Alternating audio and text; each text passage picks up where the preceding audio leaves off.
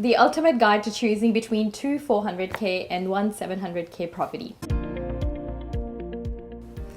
So often investors, when starting out with their real estate portfolios, wonder whether they should go for a more expensive property or they should go for a cheaper property. And Australia has got multiple property markets. And whilst no one has a crystal ball as to where the markets are going to go, you can choose between both approaches. Basically, there's no right way to skin the cat. And there's pros and cons to both approaches, and our clients often ask us that question. In terms of two $400,000 properties, there's a number of pros associated with that approach. So it's lower entry price. You're diversifying into two markets, potentially having a higher rental yield with that. We could possibly target positive to neutral cash flow properties. In terms of, if you eventually wanted to sell the properties, you could actually spread it over 2 financial years rather than 1 financial year.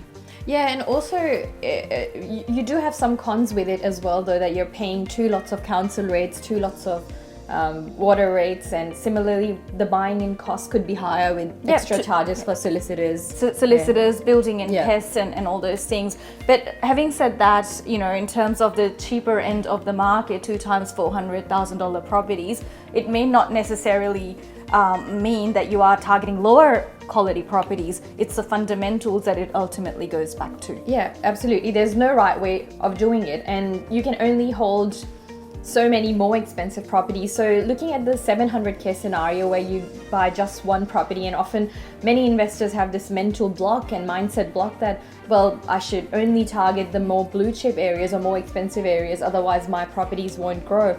So with a 700k purchase, you have more higher buy-in costs, potentially higher stamp duty, and you have but the property offers positives around potential for development, right? You could develop it further. But in terms, then we come to the cons.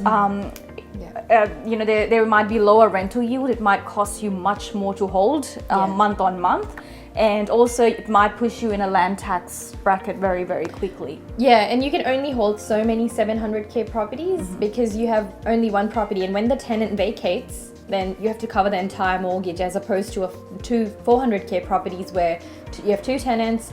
Vacancy means only part of the properties are empty, unless both tenants leave at the same time.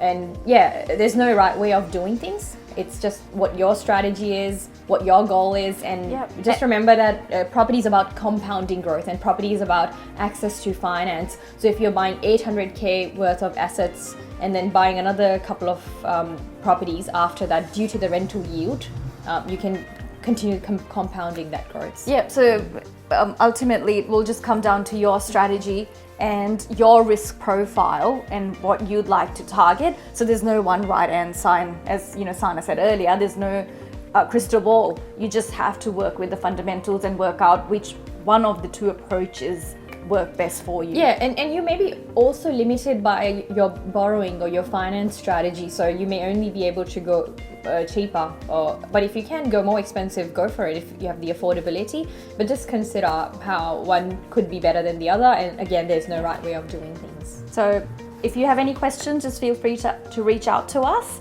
and we look forward to speaking with you soon.